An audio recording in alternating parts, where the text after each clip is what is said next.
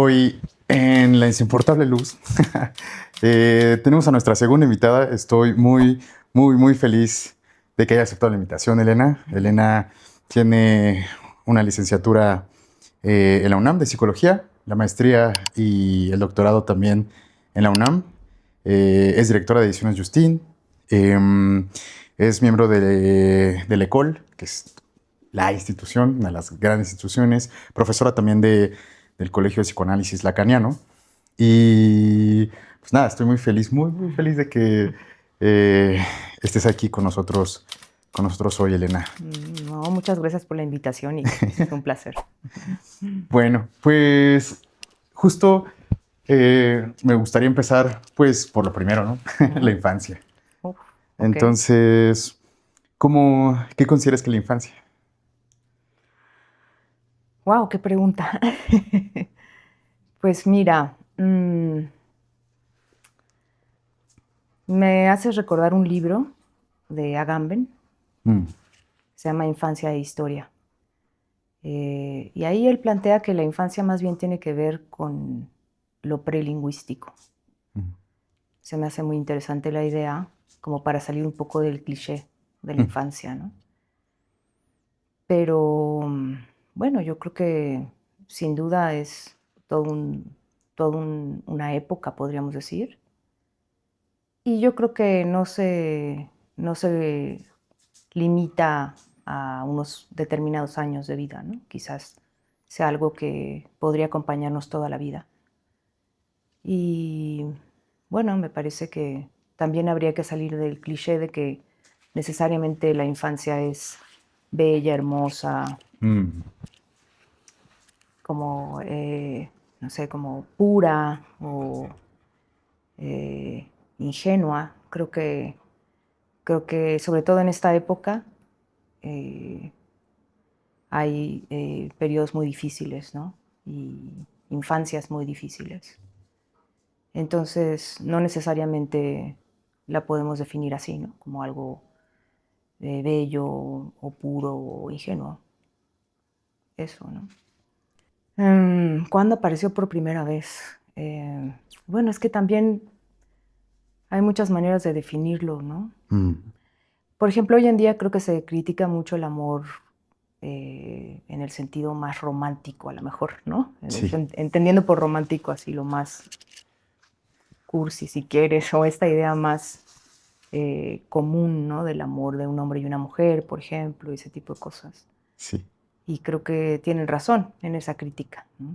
Quizás sean invenciones de ciertas sociedades que tengan ciertas finalidades además, ¿no? Entonces, en ese sentido, rebelarse contra esa conformas o configuración del amor me parece muy acertado, ¿no?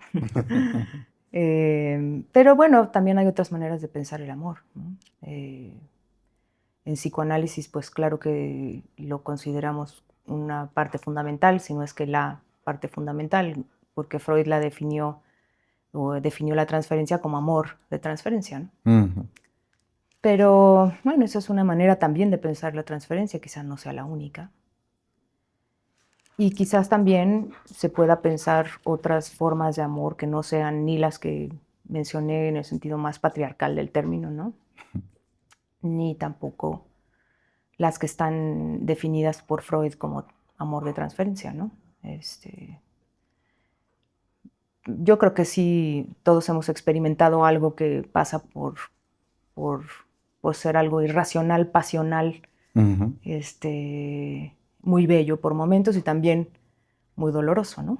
Creo que en ese sentido el banquete de Platón es muy bonito, ¿no? Porque ilustra justo eso, ¿no?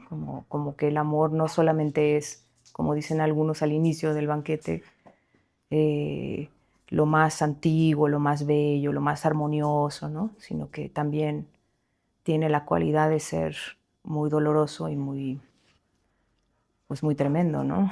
Te puede llevar al éxtasis más maravilloso y también te puede llevar a la sensación más horrible, ¿no? Eh, por la decepción amorosa quizás, ¿no? Porque no Mm, es lo que esperabas o imaginabas que iba a ser. Entonces hay algo ilusorio del amor, quizás, pero tal vez pueda haber también otros tipos de amor que no sean solo ilusorios, ¿no? Ujú. ¿Cuándo emergió tu primer dolor, tu primera tristeza profunda? Uf. No me dejaste escaparme. Em, pues yo creo que en la infancia, fíjate, hablando definiendo infancia como si como una época de la vida, sí, quizás fue la separación de mis padres la Mm, que me marcó muchísimo. De hecho, yo creo que tuve una depresión muy fuerte en esa época. Sobre todo porque además nadie me explicó cómo solía pasar, ¿no? ujú. En esas épocas, como que nadie se ocupaba de decirle a los niños qué estaba sucediendo y fue muy doloroso para mí porque, no sé, supongo que porque imaginé también que tenía que ver conmigo, ¿no? Que yo había Mm, tenido que ver con esa separación, en fin. Y fue muy doloroso porque mis padres, además, mi papá se fue a vivir muy lejos, ¿no? Entonces no solamente se separaron ellos, sino que la sensación de haber perdido a mi papá fue muy dolorosa. Yo diría que esa sería como la primera experiencia así de dolor. Ujú, ya. ujú. Sí, eso de los padres, qué difícil. Mm. ¿Y cómo llegaste al psicoanálisis? Ah, pues el esposo de mi mamá era psiquiatra. Mm, Mi papá era neurólogo. Y entonces como que siempre tuve un poco esa, no sé, como que estuve rodeada de gente que hablaba de esas cosas, ¿no? De salud mental, de mi papá más como de investigación de cómo funcionaba el cerebro y la mente, etcétera. Entonces eso siempre me pareció fascinante. Y luego ya más grande, que empecé a estudiar filosofía primero mm, y que me resultó muy abrumadora la filosofía en un principio. Y ahí encontré en un seminario que daba una mujer que se llamaba Graciela Hierro. mm. Ahí leímos a Freud, y, junto con Marx y con Nietzsche. Algo suavecito. Algo suavecito, sí. Y fue la primera vez que leí a Freud. O sea, claro que lo había oído mencionar. El esposo de mi mamá siempre hablaba de las obras completas de Freud y teníamos los 3 tomos esos, ¿no? Sí. Ahí, y siempre le decía, como Freud dice, y sacaba su libro, ¿no? Pero yo nunca lo leí hasta que entré a la licenciatura. Y ahí me resultó fascinante porque me parecía que era algo mucho más, o sea, como que después de leer a Hegel y, ¿no? De repente era un poco como demasiado volada la filosofía para mí, ¿no? Como que me gustaba mucho, Mm, mm, pero tenía dificultad como para encontrarle la relación con la vida cotidiana. mm, Como que sentía que no encontraba el vínculo con cómo transformar mi vida o cómo pensar los problemas de la vida, ¿no? Y en Freud lo encontré muy claramente, porque como hablaba de cosas muy, muy, muy cercanas para cualquiera que lo lea, mm, porque te habla de cosas además no a nivel científico ni nada, ¿no? Sino como de experiencias, ¿no? De ujú, que ujú, la gente pasa por estas cuestiones, ¿no? Por el amor, por los celos, ¿no? Entonces me pareció que eso era lo que yo estaba buscando, algo que no fuera tan abstracto como la filosofía, ujú. pero tampoco tan parco como la psicología, ¿no? Porque la psicología carece de esta dimensión más, no sé cómo decirlo, más cercana a la experiencia, porque todo se vuelve más científico, el lenguaje es científico, ¿no? Y como que lo vuelve más, eh, lo reduce. Y en cambio en Freud encontraba como ese, ese conjunto de elementos de algo que es muy cercano en términos de experiencia y al mismo tiempo llevado como a un nivel de, de exploración profundo, ¿no? Entonces por eso me pareció que eso era lo que quería y me cambié a psicología. contradictoriamente a todo lo que te he dicho, me cambié a psicología porque pensé que me ayudaría a estudiar algo así muy, muy concreto. Mm. Y ahí me encontré con alguien que daba un seminario de Lacan. Y fue así como empecé a leer a Lacan, además, ¿no? Y me pareció fascinante como Lacan problematizaba todavía más a Freud. Y así fue como llegué al psicoanálisis. Y de ahí ya no, nunca más me soltó. Sí. O sea, Freud, Marx, Nietzsche y Sí. Lacan. Sí. Y eso la licenciatura, qué Sí. potente, ¿no? Sí. Es demasiado. Sí. Sí. Sí. Sí. Todo un combo, sí. ¿Por qué psicoanálisis y no, pues sí, no otro tipo de terapéuticas? Y más en esto que, pues tú cursaste toda la carrera de psicología y pues supongo que hay no sé, un espectro, ¿no? De posibilidades Mm, y pues te fuiste mm, entiendo que desde ese tiempo te fuiste al psicoanálisis. sí, sí, sí, sí, sí. ¿Por qué sin otras terapéuticas? Pues a lo mejor porque también el psicoanálisis tiene una dimensión literaria. Quizá Mm. también eso me gustó mucho de Freud, que en cuanto lo lees te atrapa en su narrativa y entonces como que entras, ¿no?, a ese mundo. Y eso no pasa cuando estudias cognoscitivismo, ¿no? Terapia sistémica, ¿no? O sea, como que nada de eso aparece, ¿no? Aparece más bien como los cuadros y Ujú. las especificaciones técnicas o las explicaciones cientificistas, pero no hay esta dimensión literaria o narrativa que me parece muy rica. Entonces creo que por eso decidí, además de que era muy enigmático para mí, te soy honesta, ¿eh? En el seminario de Josafat, en realidad no, yo creo que entendía muy poco de lo que se leía ahí, realmente, o sea, no, era como enigma, y como era enigmático, a mí me encantan los enigmas, o Mm. sea, eso es para mí fascinante.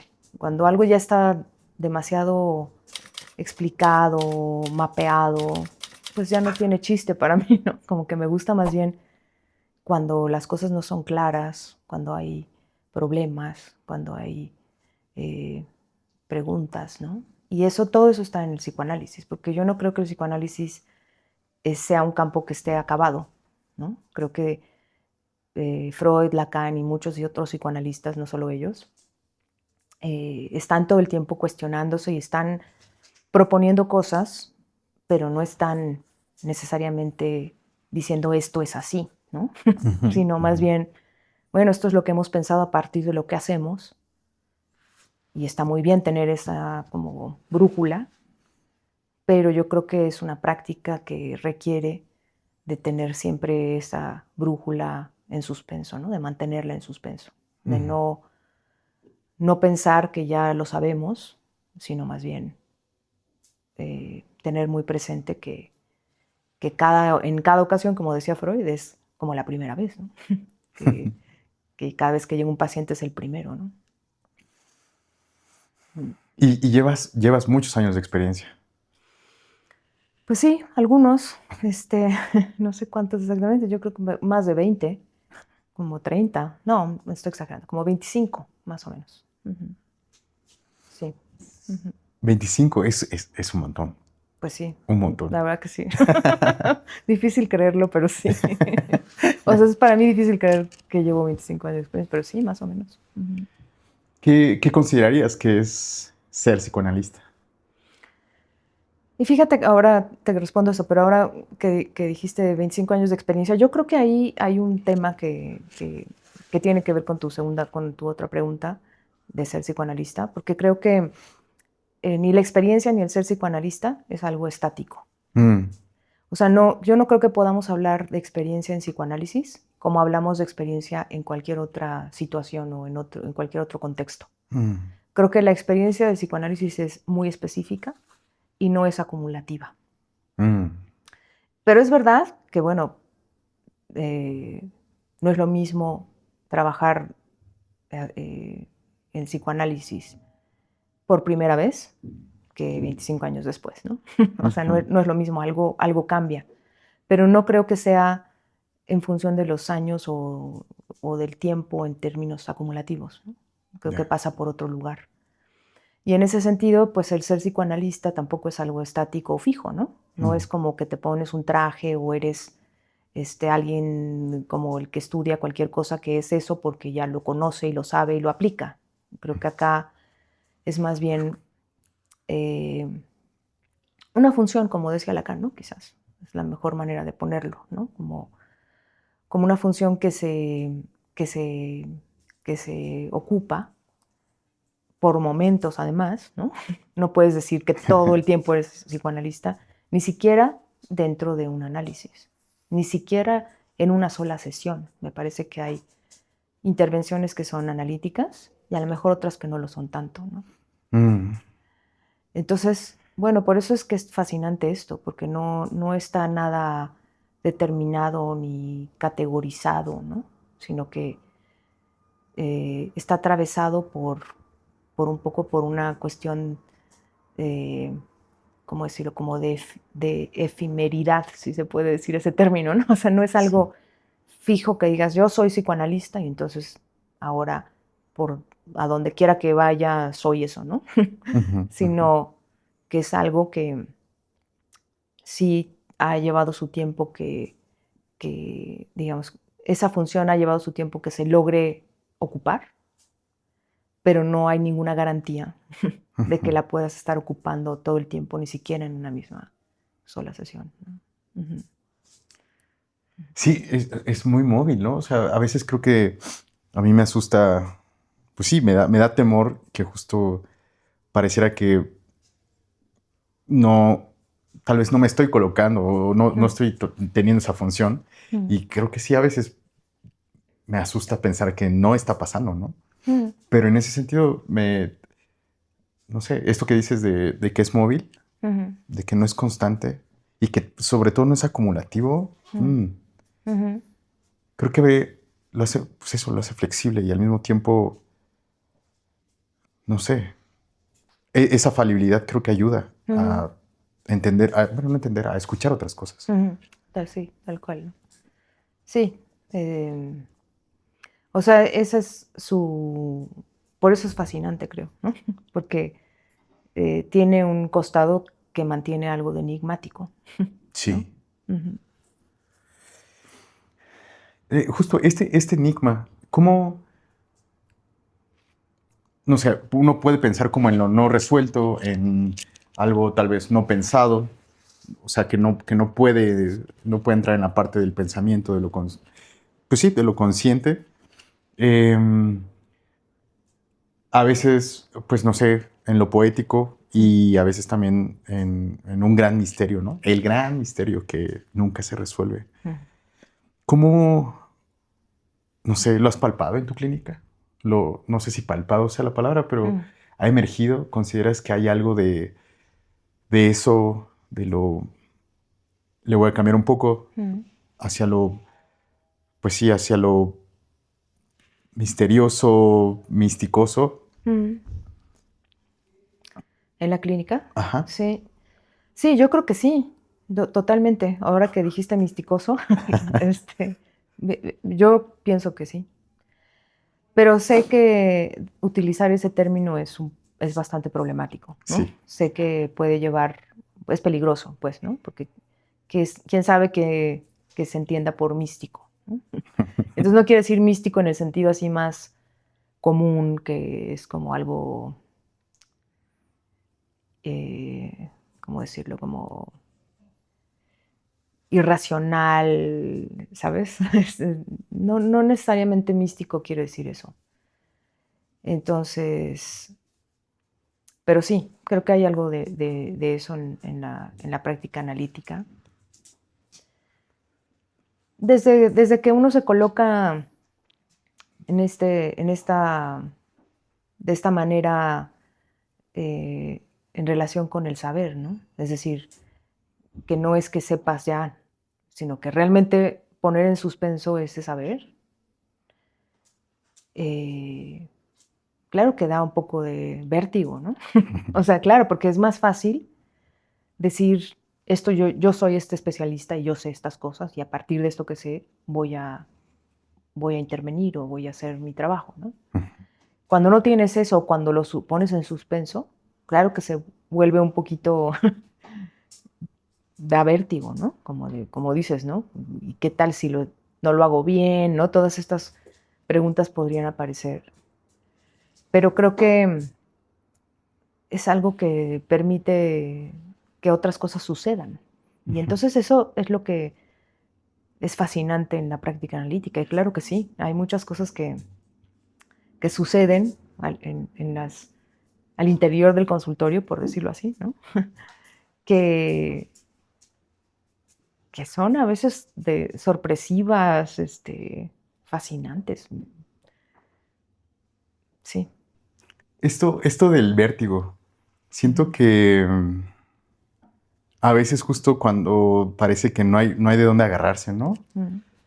¿Cuál es, no sé si te ha pasado, pero si te ha pasado, ¿hay algún elemento, algo que sea tu piedra de toque que digas, bueno, aquí puedo regresar y de alguna forma puedo volver a encaminarme? O sea, justo dejo de tener vértigo y algo cambia, no sé si se estabiliza, sería la palabra. No, yo creo que hay que dejarse llevar por eso, ¿sabes? Sí, creo que es más, creo que si dejas de pensar en que, ¿no? ¿Dónde está mi tierra firme? Ajá. Entonces fluye mejor todo. Y entonces uno puede dejarse sorprender justamente, ¿no? Y no querer, por ejemplo, entender, ¿no? Creo que eso es una cosa, ¿no? Que si uno quiere entender, está obstaculizando, me parece. No, porque no es necesario entender, ¿no? No quiere decir que no haya, por supuesto, elementos de entendimiento. Obviamente que los hay. Tampoco es que estés ahí y no estés entendiendo nada, ¿no? pero no es eso de lo que se trata el análisis, me parece. Entonces, en la medida en que sueltas eso, me parece que entonces es cuando realmente pueden pasar otras cosas. Esas otras cosas y también no sé, la misma, pues sí, la misma práctica eventualmente pues tiene efectos. Sí. Esos efectos creo que también pasan por lo político. ¿Qué es lo político para ti en ese sentido en tu práctica psicoanalítica? Bueno, es que yo creo que hay una diferencia entre política y lo político. Entonces me gusta que hayas usado lo político y no la política, ¿no? Sí, claro, porque creo que no se trata, y esto es una cuestión que algunos lo han, aquellos que no consideran que tenga que ver nada el psicoanálisis con lo político, argumentan en función de la política. Ya.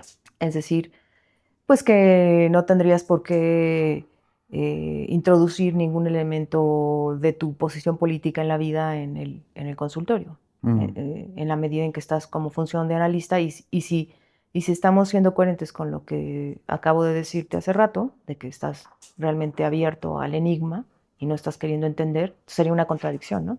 Decir, es que el camino correcto es este o el otro, políticamente hablando, por ejemplo, ¿no? O esto es lo que creo que políticamente es lo adecuado, qué sé yo, ¿no? Sería una contradicción. Y en ese sentido, estoy de acuerdo, que no se trataría de introducir la dimensión de la política en el dispositivo analítico. Pero creo que cuando hablamos de lo político hablamos de otra cosa. Y creo que estamos hablando más bien de, voy a ser muy kantiana si quieres, pero de las condiciones de posibilidad del dispositivo mismo. ¿Me explico? Es decir, que el dispositivo mismo está atravesado por una dimensión de lo político. Y eso es el problema con la gente que no considera que tenga nada que ver con lo político, ¿no? Porque están confundiendo, ¿no?, la política con lo político. Y el problema es que si no te das cuenta de esa dimensión de lo político, estás de alguna manera ejerciendo algo de política. Sí, sí, sí. Es como el que se dice que es apolítico, ¿no? en otra dimensión totalmente, ¿no? En la dimensión más social, digamos, ¿no? Que alguien dice, soy apolítico. Yo no creo que eso exista. creo que todos somos políticos y puedes ser activo o inactivo, y cuando eres inactivo estás siendo partícipe, aunque no lo quieras o no lo sepas, ¿no? Pasa un poco así, ¿no? En la medida en que no tienes no eres consciente, no te has puesto a pensar en esa dimensión de lo político al interior del dispositivo analítico, estás ejerciendo un tipo de política sin que te des cuenta.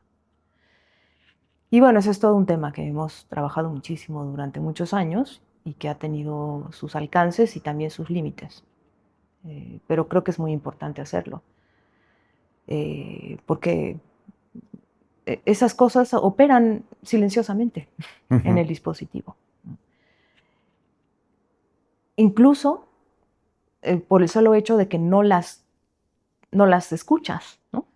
Y entonces ahí, de alguna manera, estás siendo cómplice de estos elementos políticos que están subyacentes o presentes más bien en el dispositivo analítico, ¿no? Justo esto de la complicidad por, pues justo por no tener presente estas dimensiones, creo que tiene una resonancia en, pues, en una dimensión ética.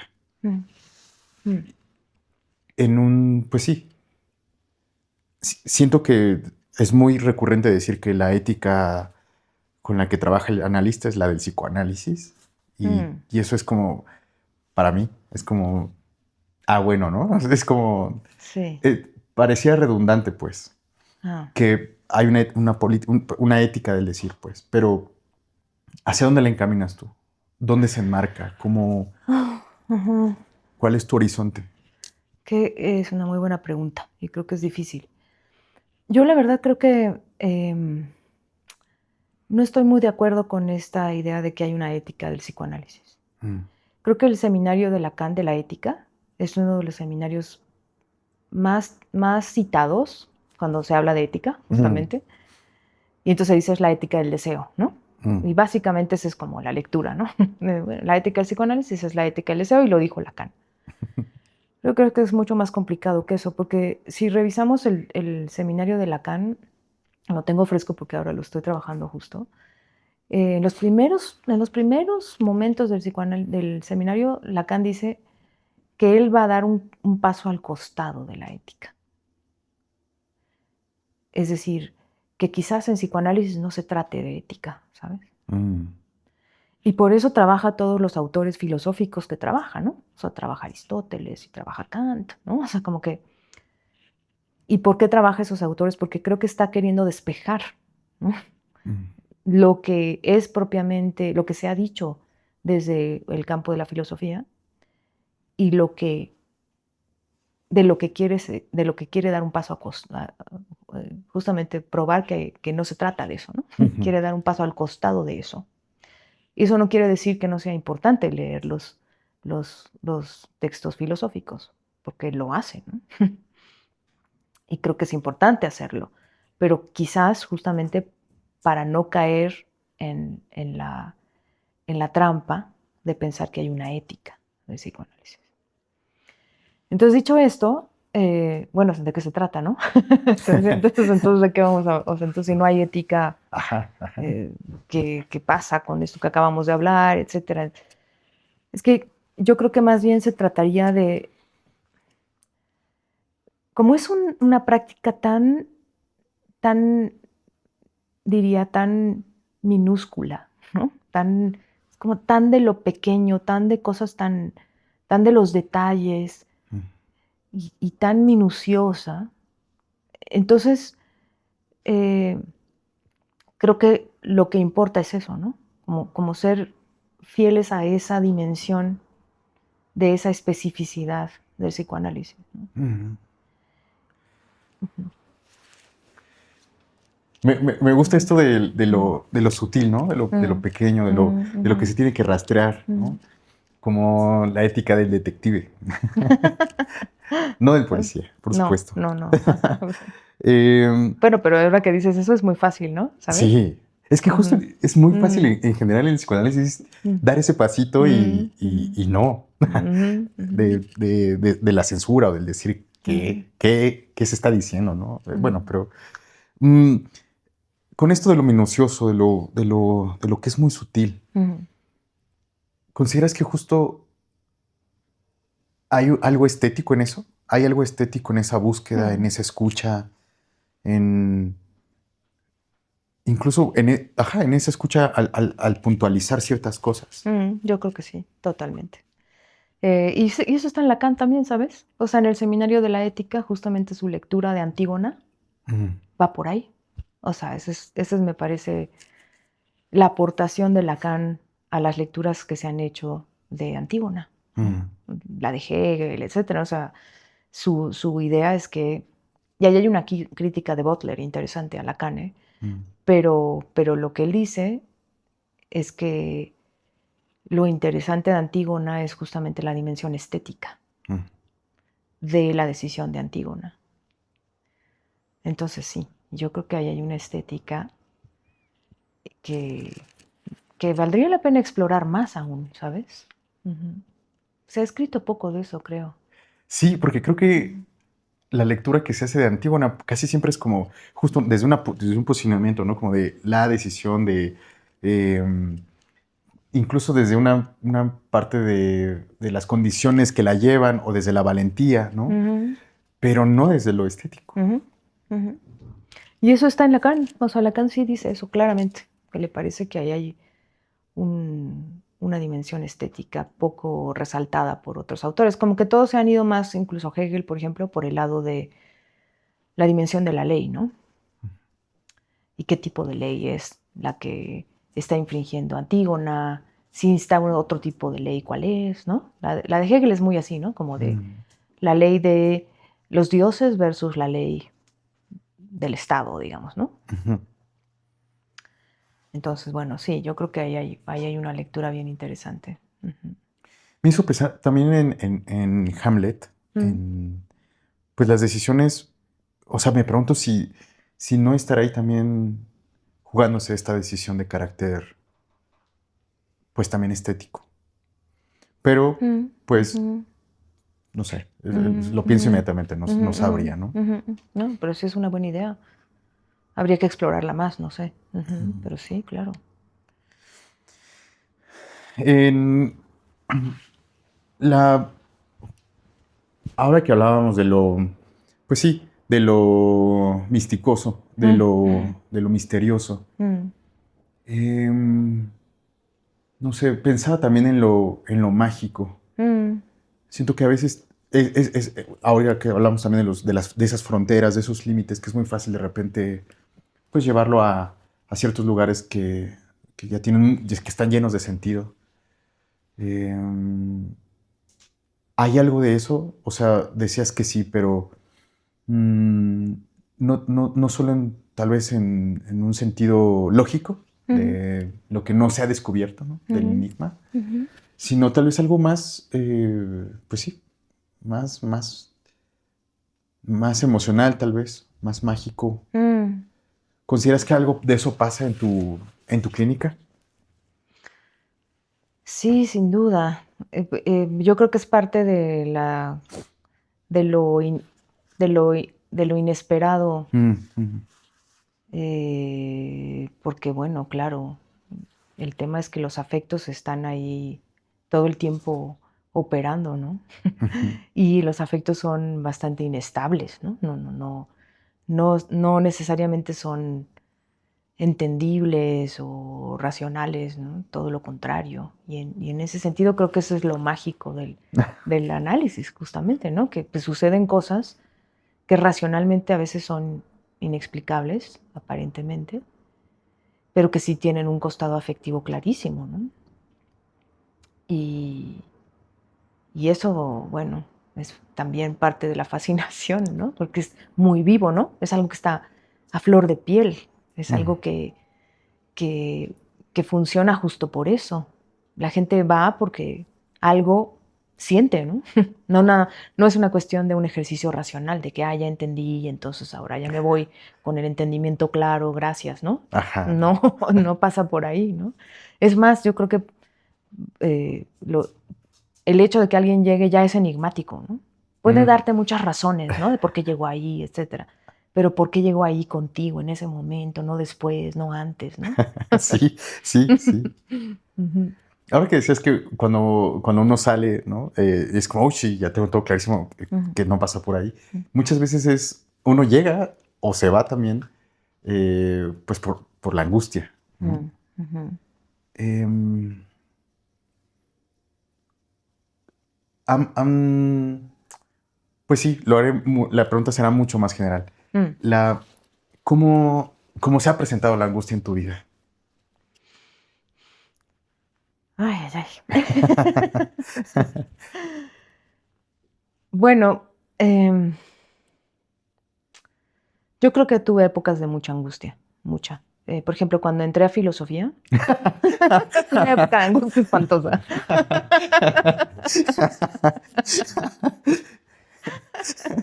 Esa no la ¿En esperaba, pero serio? sí, sí, sí. De verdad que sí. Em, por muchas razones, no solamente por la filosofía, ¿no? Tenía que ver con otras cosas de mi vida, ¿no? Mm. Em, y creo que la filosofía en ese sentido a mí no me ayudó, al contrario. Me llevó como a unos abismos mucho más angustiantes. Y en ese sentido creo que el psicoanálisis me dio luz, ¿sabes? Mm, Me ayudó muchísimo. Yo creo que mi recorrido ha sido curioso, ha sido como un laberíntico, no mm, ha sido en línea recta para nada, porque pues te decía, yo empecé con filosofía, me fui a psicología y luego volví a la filosofía, ¿no? mm. Pero creo que volví a la filosofía gracias al psicoanálisis. Si no, no hubiera podido volver a la filosofía. Fue porque empecé análisis y porque me empecé a dar cuenta de cosas, no sé, porque empezaron a pasar cosas que no entendía muy bien, Mm, pero que me permitieron regresar. Sin ese pasaje yo no hubiera vuelto. No sé qué hubiera sido de mi vida realmente, ¿eh? No lo sé. Ujú. Seguramente otra cosa, no sé, ¿no? Pero no esto. Entonces, pues sí, la angustia ha sido pues como una compañera constante durante mucho tiempo. Y luego ya más bien como que ha habido otras transformaciones. No quiero decir que estoy libre de angustia, ¿no? Sería muy pretencioso decir eso. mm. Pero ya no tengo ese tipo de crisis de angustia abismales que sí solía tener cuando era adolescente y en la licenciatura y así, ¿no? Ujú. Eh. Es Yo que, creo que es a veces, a mí por eso me gusta Lacan también, ¿no? Porque en su seminario de la angustia me parece que una de las cosas que dice es, la angustia no necesariamente es algo que hay que erradicar, mm, como muchos otros especialistas lo piensan, ¿no? Como sí. que la gente le tiene miedo a la angustia, ¿no? Y lo que quieren es rápidamente deshacerse de ella. Y a veces no hay que deshacerse de ella. Claro, hay grados de angustia, yo lo sé, ¿no? No, hay momentos donde la angustia es tal que uno queda inoperante, ¿no? Para nada, ¿no? Para concentrarse, para ser más estable, qué sé yo. Mm. Pero tampoco necesariamente hay que erradicarla.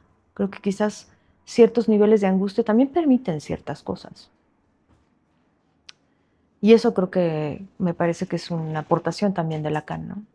Ujú. Permiten cosas. Pues sí, me voy a ir por ahí. Ah, ah, ¿Mm? seguramente fueron varias, pero al- alguna que consideres que fue, pues no sé, que haya dejado una huella particular en ti. Híjole, a ver, déjame pensar.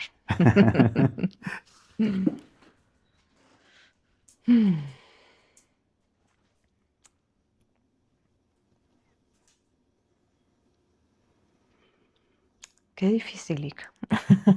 No sé cuál elegir. Qué bueno que tengas de dónde elegir. Yo todavía no llego ni a una, ¿no? O sea, yo vivo en la angustia y no hay para dónde. Tú tienes de dónde elegir. No, yo creo que, por ejemplo, la angustia frente a la filosofía, me parece que logré hacer algo distinto con eso, porque creo que en un momento más bien me abrumaba la filosofía, ¿no? Y entonces no podía hacer nada porque era como que sentía que no tenía ningún sentido estudiar algo tan inmenso y me hacía sentir muy pequeña, como que me hacía sentir que no tenía mucho que aportar frente a lo que ya se había dicho, ¿no? Porque hay como la idea de que además tienes que decir algo súper erudito, y eso creo que es el gran tema de la filosofía y en general de la academia, ¿no? Pero la filosofía particularmente, ¿no? Porque es tan pretenciosa, como que es el origen de todo, ¿no? Entonces es como, pues sí, tienes que decir algo, si vas a escribir un libro de filosofía, tiene que ser un súper libro, ¿no? Sí. Y no sé si sea una característica de la Facultad de Filosofía de la UNAM, ¿no? Que tiene esa cosa muy tradicional de la filosofía clásica, ¿no? Sí. ¿O qué? Pero yo sí me acuerdo que la sufrí por eso y por eso me salí. Y entonces creo que no, la angustia me permitió también volver a ella de otra manera, ¿no? O sea, no desapareció la angustia frente a la filosofía, sino que fue distinto, ¿no? Fue distinto. Y fue todo un camino, me costó mucho, ¿eh? Tampoco fue fácil. Pero, pero sobre todo porque la posición creo que empezó a cambiar Mm. y ya no me sentía con el peso de decir algo erudito, Mm. sino más bien que yo iba a hacer una lectura que iba a ser la mía y ya está, ¿no? Si eso iba a ser importante o no, bueno, ya, ¿no? Sí. Es que esto que dices de lo abrumador y de pensar como justo si ya se dijo, si ya hay tantos Ujú, pesos pesados, ujú, que, pues qué chingados, ¿no? ¿Uno qué? O sea, uno ujú, solamente se vuelve un lector, que no ujú, está mal, ¿no? O sea, ujú, ujú. hay lectores que... Sí, sí, sí, mm. sí. Eh, pero en- siento que es esto de la angustia que es abrumadora. Ah, no, no es nada, creo que no es nada sencillo de decir, bueno, pues eso, tendré mi lectura Mm, y es la mía, ¿no? Y sí, pues bueno, con eso puedo andar por el ajá, mundo. claro. Claro, pero como que es porque de entrada piensas que la tuya no va a ser importante, ¿no? Como que dices, no, pues si ya está Hegel y ya está Kant y ya está Nietzsche y qué sé yo, Mm. ¿yo qué voy a decir? Y todos los comentadores de todos ellos, además, ¿no? Sí, Pues sí. entonces, pero es eso, ¿no? Es más bien como la idea acá es siempre partir de lo pequeño. Mm. Creo que la potencia de lo pequeño en realidad es mucho más fértil de lo que creemos, ¿no? Mm. Mm. Creo que un poco de eso se siente, ¿no? En el artículo que tienes en un libro se llama Eros Racializado. Ah, sí. Ujú, Creo que ahí mm, leí, no sé, eso es mm, que es algo mucho más, me voy a atrever a decir esto, como más furente, ¿no? mm, Hay como algo ahí más raro, como más mm, abrazador, mm, como, no sé. mm. Y al mismo tiempo es sutil. Sí, sí. Y toma la pregunta que te decía sobre lo político, justo Mm, ahí creo que hay unas dimensiones, pues desde donde yo lo veo, muy importantes, ¿no? mm, Que se ujú, juegan constantemente en la clínica. mm, ujú. Sí, de acuerdo, de acuerdísimo. Ujú, Cuando, cuando también, bueno, es que estaba repasando un poco tus artículos. ujú, Eh, hay uno donde precisamente hablas de Benjamin y de la imagen dialéctica y de las constelaciones. ujú. La, ¿cómo piensas las constelaciones o has pensado las constelaciones en términos de, o sea, a partir de las imágenes, de imágenes dialécticas, Mm. algo de eso ha nutrido tu clínica? Sí, totalmente. Ay, es que ese capítulo lo he tenido un poquito, lo he dejado un poquito a un lado, ¿sabes? Mm. Porque yo empecé más por el lado de la experiencia en Benjamin, ¿no? Y Mm. para pensar la experiencia en psicoanálisis. Mm. Y eso me llevó como al tema de lo místico, etcétera, etcétera, ¿no? Y la segunda tesis, que es a la que te estás refiriendo, y el artículo tiene que ver con eso, estaba más centrada en esta forma de pensar las imágenes dialécticas en Benjamin, que en realidad es muy complicada, mucho Sí. más complicada de lo que uno cree. Y pues yo creo que hay muchos puntos en común con el psicoanálisis, ¿no?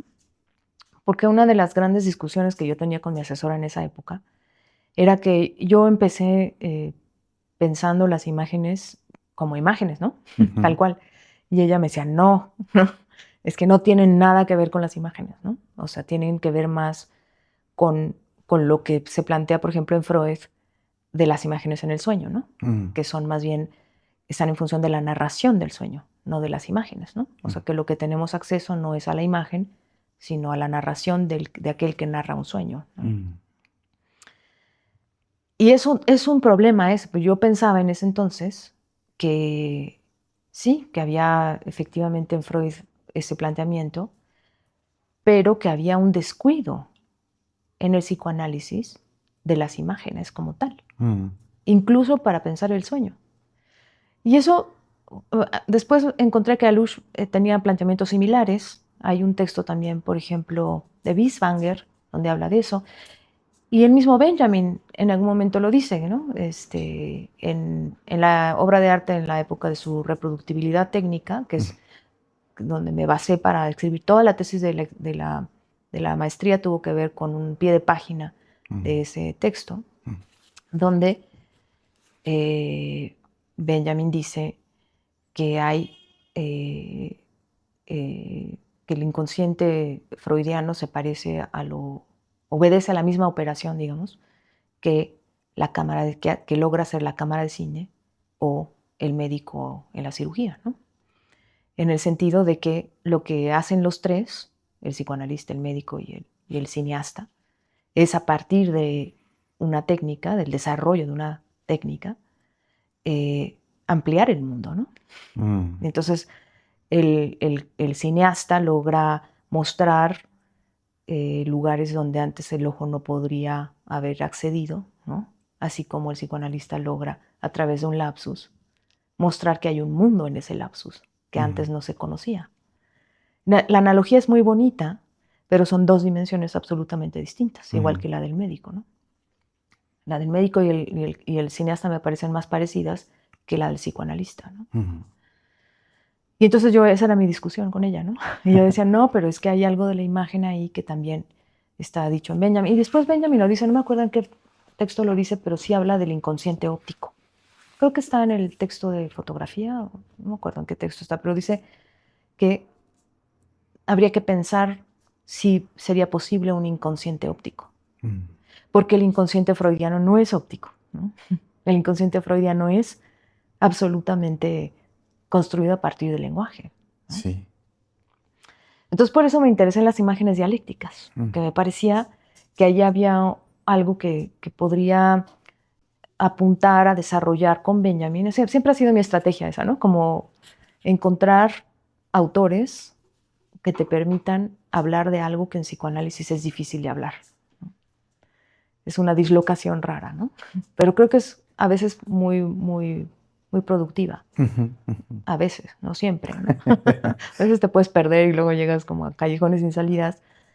Pero en este caso, creo que algo así estaba buscando, ¿sabes? Como encontrar maneras de ampliar la noción de imagen en psicoanálisis. Y en Lacan creo que eso se va configurando, sobre todo al final, en los seminarios más tardíos, porque va introduciendo elementos de un tipo de imaginario mucho más complejo que el que había pensado en el estadio del espejo, por ejemplo, ¿no? Entonces se logran poner en cuestionamiento estas frases clichés de es que solo es imaginario, por ejemplo, ¿no? Cuando alguien dice es que eso solo es imaginario, como diciendo que el imaginario, lo imaginario, es algo que Lacan ya descartó porque es como fantasioso, ¿no? Y me parece una lectura súper reduccionista de lo que dice Lacan. El imaginario es tan importante como los otros dos registros, ¿no? Y entonces tiene una una potencialidad también que después él va a explorar mucho más, ¿no? Y en ese sentido, pues bueno, las imágenes dialécticas me permitieron eso, ¿no? Como encontrar formas de ampliar la imagen, la noción de imagen, y sobre todo en esta dimensión dialéctica que es súper complicada, ¿no? Y que creo que en realidad no lo logré, ¿sabes? O sea, hay un punto que creo que me falta por desarrollar, por eso digo que lo he dejado un poco a un lado, porque creo que eso voy a volver después. Porque creo que no logré realmente llevar a cabo lo que Benjamin propone al decir que hay que dialectizar la imagen, ¿no? Ya. Ujú. Suena una gran chamba. Sí. Mm, con esto del cine, me gusta pensar, bueno, justo Tarkovsky en Esculpir el Mm, Tiempo, mm, siento que hay una dimensión del engaño ahí también, mm, precisamente con la edición, ¿no? mm. ¿Cómo funciona? ¿Qué es el engaño? ¿Cómo aparece en la clínica? ¿Cómo lo consideras importante, relevante, Mm. fundamental incluso? Ah, qué difícil. No, yo creo que quizás hay una cuestión por la cual todos estamos atravesados por el engaño, ¿no? De Mm, alguna manera. Pero creo que no es algo que el analista tenga que ocuparse, digamos, ¿no? mm, Ahora que decías esto del investigador o el policía, ¿no? En esa franja tan difícil. Y creo que incluso el investigador también tendría su peligro, ¿no? Hacer una analogía entre el analista y el investigador, ¿no? Porque aunque los dos trabajan minuciosamente, el investigador sí está queriendo encontrar la verdad de algo, ¿no? sí. Y el psicoanalista creo que no. Y en ese sentido creo que no es que se ocuparía entonces el analista de saber si lo que se está diciendo es falso o verdadero o es engañoso o no es engañoso, ¿no? Engañoso para quién, yo diría, ¿no? Mm, Porque no está en ese lugar, ¿no? De buscar la verdad, mm, ni de cerciorarse de que lo que se está diciendo es verdadero o no, sino que está en un otro lugar absolutamente distinto, donde sin duda a lo mejor sí aparece una dimensión del engaño, ¿no? Pero que no necesariamente es algo que haya que señalar o perseguir o no, sino que creo mm, que solito se va a ir desplegando eso, ¿no? Solito va a ir, creo que Alush en un texto dice algo así como de que no hay que preocuparse si el analista se da cuenta de que el analizante está mintiendo, ¿no? Por ejemplo. mm, Como que no se trataría de que le dijera, oiga, usted me mintió porque me dijo tal cosa el otro día y ahora me dijo esto, ¿no? Por ejemplo, ¿no? O ya vi que, qué sé yo, ¿no? No se trataría de eso porque dice él solito, en todo caso, lo que el analista no está negando, a lo mejor, no se trataría de no darle lugar a que haya ahí, por ejemplo, una mentira, mm, porque a lo mejor sí la hay, ¿no? En el sentido de que dijo una cosa y luego dijo otra. Pero no la vamos a catalogar en sentido juicioso de usted me está mintiendo, ¿no? Sino mm, más bien de que ahí hay una cosa rara, ¿no? Dijo algo una vez, dijo lo contrario después. Bueno, esperemos, ¿no? A ver qué se despliega en eso. A lo mejor se puede señalar, ¿no? Pero no perseguir necesariamente, ¿no? De decir, mm, usted me está engañando, ¿no? Sino más mm. bien, bueno, usted dijo esto y luego dijo esto otro, ¿no? ¿Qué piensa de eso? ¿Qué sé yo, no? Como que entonces ahí es distinto, ¿no? Que se va dando pauta a que eso que está pasando empiece a desplegarse en toda su magnitud, ¿no? Sí. Regresando justo un poco a la práctica psicoanalítica, creo que uno de los temas que son necesarios y al mismo tiempo creo que son a veces muy rasposos, muy difíciles, Mm, es la cuestión del dinero.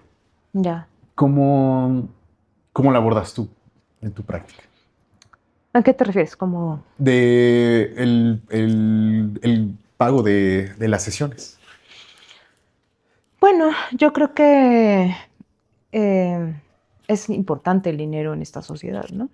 Vivimos en una sociedad capitalista y, creo que hay que ubicarse ahí, pero creo que también cada cual tiene una manera distinta de relacionarse con el dinero. Y eso es lo importante, ¿no? ¿Qué es lo que a cada cual le significa el dinero? En el caso de los analizantes, ¿no? ¿Qué es lo que a cada analizante le significa el dinero? Y eso no es fácil de saber de primera instancia, pero a lo mejor sí hay pistas desde el primer momento de qué es lo que qué es lo que para esa persona quiere decir el dinero, o qué es lo que implica, por ejemplo, que cueste tanto o cueste tanto otro, ¿no? Yo no creo que ser, digamos, o más bien, no creo que aquel que esté en ese lugar de analista tendría por qué establecer una cuota fija, por ejemplo, ¿no? Y decir, yo cobro tanto, ¿no? Que es un poco la lógica con la que la mayoría de la gente llega al consultorio, ¿no? Bueno, ¿cuánto cobra usted? Como diciendo, ¿cuáles son sus honorarios? Como si tuvieras una tarifa fija, porque así funciona el mundo, ¿no? La gente generalmente pone una tarifa para cualquier trabajo que hace. Pero acá estamos hablando de algo distinto, ¿no? Entonces creo que tener una tarifa sería una contradicción, porque si estás diciendo que cada cual tiene una relación con el dinero específica, entonces no puedes tener una tarifa general. Tendrías que, más bien, en cada caso ver cuál es la especificidad de la tarifa, ¿no? En función de lo que eso implica. Entonces creo que hace mucho se usaba mucho la frase de que no sea obstáculo el dinero, decían, ¿no?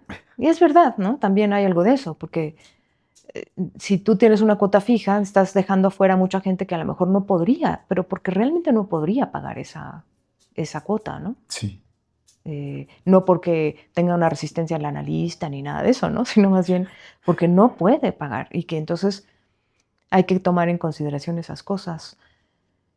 Eso, ¿no? Creo que es una cosa que atraviesa fuerte el análisis de manera muy, muy, muy, muy importante, pero que, pues, como todo en el análisis, tiene que determinarse en su especificidad, ¿no?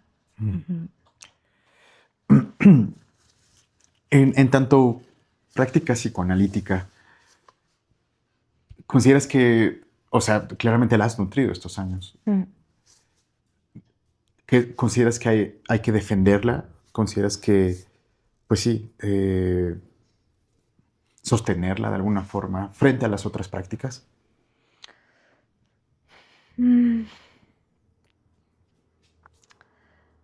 Yo creo que se sostiene por sí misma, ¿sabes? O sea, creo que hay gente que piensa que cada vez hay menos psicoanálisis en México, por ejemplo. He escuchado cosas así, ¿no? Entonces todo depende de qué consideres que es psicoanálisis, ¿no? Pero desde mi punto de vista, a lo mejor yo tendría una visión muy específica de lo que considero psicoanálisis, y entonces podría decir todo lo que no entra dentro de lo que yo pienso no es psicoanálisis, ¿no? Y a lo mejor, pues sí, ¿no? Hay que tener en cuenta eso. Pero creo que por sí misma va sosteniéndose, ¿no? No tienes que defenderla de las demás. Yo creo que cada práctica tiene su forma de operar, ¿no? Etcétera. Y habrá quien le venga mejor ir a otro tipo de terapia, o a una terapia más bien, ¿no? Y no a un análisis. Y me parece bien, porque ¿por qué vas a obligar que alguien vaya a un análisis, ¿no? Alguien va a un análisis porque es la única cosa que podría hacer, ¿no? Después de que a lo mejor posiblemente ya recorrió otras muchas, ¿no? O a lo mejor no, a lo mejor esa es la primera que llega y le parece... Pero es algo muy, me parece, orgánico.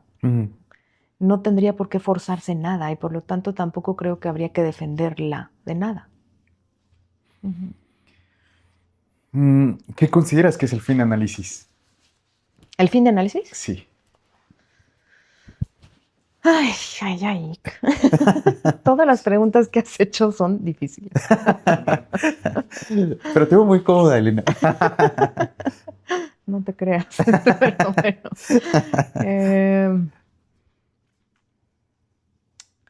Yo tampoco creo que puedas hablar de una fórmula general del fin de análisis. Te puedo hablar de mi fin de análisis. Eso De sí hecho, puedo hacer. esa es la pregunta. Ok, Casi ok. todas las preguntas eran encaminadas así. Ya. Decidiste no muchas, Logré pero está bien. escabullirme en algunas, pero bueno. Para mí el fin de análisis fue una cosa muy fuerte, muy fuerte. Y no me di cuenta de que iba a ser fuerte hasta después de que había sucedido. Y no te puedo decir tampoco que hubo así un momento mágico que fue explosivo y absolutamente sorpresivo del fin del análisis, como relatan algunos, ¿no? Para mí no fue así. Fue algo que venía pensando, como que empecé a sentir que ya no tenía mucho que hacer ahí. Y pienso que algo de la transferencia estaba como acabándose. Y al mismo tiempo me costó mucho dar el paso. Me dolió mucho. Y por eso te digo que no me di cuenta hasta después, porque me di cuenta que me estaba doliendo hasta después. Porque sí es una especie de duelo. Y es una especie de... se te reconfigura todo. Porque algo ya no funciona igual. Algo...